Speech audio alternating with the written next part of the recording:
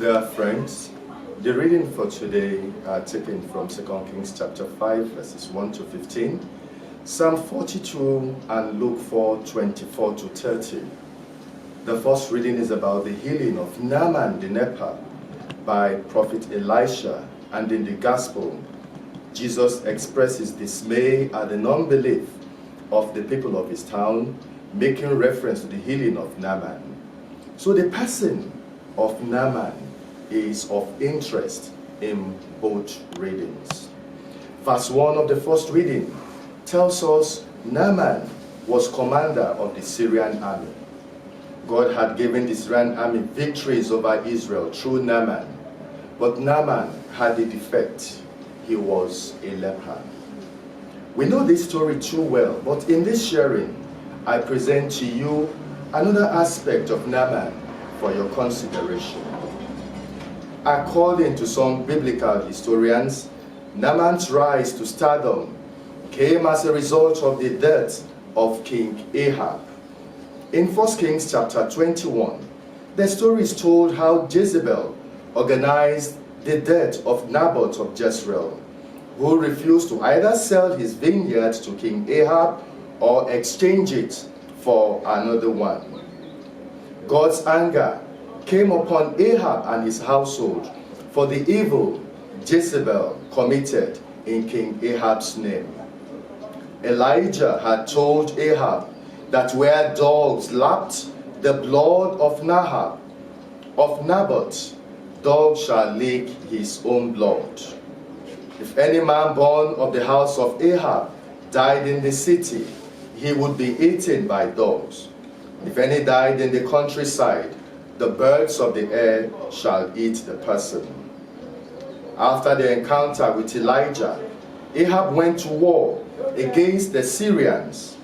One masked man randomly shot his bow and hit Ahab between the sections of his armor, and he was carried out of battle. By evening of that same day, Ahab died.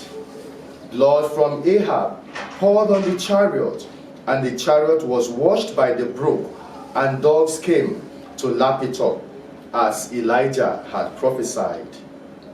Those who favor this narrative say Naaman was the masked man who shot the arrow that killed Ahab.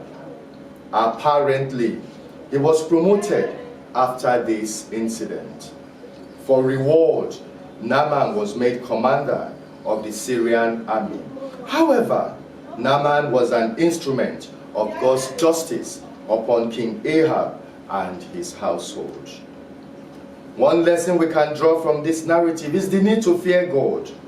The fear of God is the beginning of wisdom. Proverbs chapter 9 verse 10 tells us, "Many do not fear God these days. They maim, they kill, they abduct, they kidnap for ransom. Some murder other human beings to either trade on parts of their body or use them for money-making rituals, as some claim. Some murder their colleagues in the office to cover up graft. Many today tell unimaginable lies to cover their feelings and implicate innocent persons, and thus tarnish the character of other people. Yet, all these persons walk free and do not give God some thought. Let us fear God. There may just be a Naaman by the corner. Jezebel and Ahab committed an atrocity, as many people do today, but God disgraced Ahab in particular. He was not even killed by a respectable soldier, according to the Jewish way of life. He was killed by a leprous soldier. No wonder Jewish historians did not seek to add his name in the narrative. They only said a certain person drew his bow at random.